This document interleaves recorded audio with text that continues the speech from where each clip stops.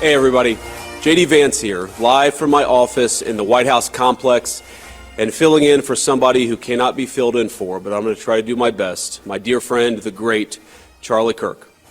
The last several days have been extremely hard for our country. They've been hard for me, hard for my family, hard for the countless people in this building who knew and loved Charlie Kirk, and of course, they've been hardest most of all for his darling wife, Erica, and their two beautiful children.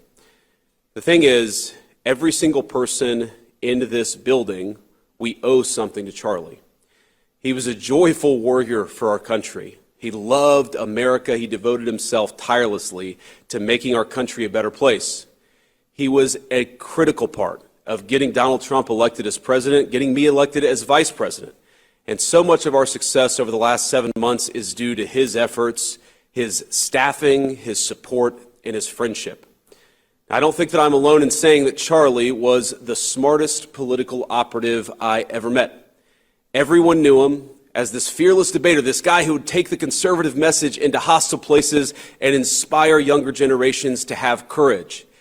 One thing that's hit a lot of those young Americans over the last week was how Charlie was there for them when others were not. When they were afraid to speak their minds, when they were afraid of what a professor would say, when they were afraid that they would be shouted down by their peers, Charlie was there, showing them that they could be courageous and that they could be bold.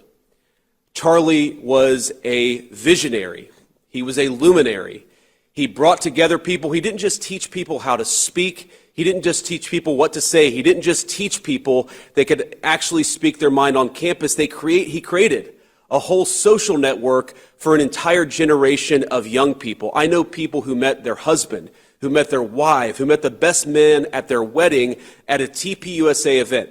Because as you guys all know, it's not just about speaking our mind, it's about making friends along the way and creating that support network that won an election and that staffed the current federal government. Of course, we have to make sure that the killer is brought to justice, and importantly, we have to talk about this incredibly destructive movement of left-wing extremism that has grown up over the last few years, and I believe is part of the reason why Charlie was killed by an assassin's bullet. We're going to talk about how to dismantle that and how to bring real unity that can only come when we tell the truth and everybody knows that they can speak their mind about the issues of the day without being cut down by a murderer's gun.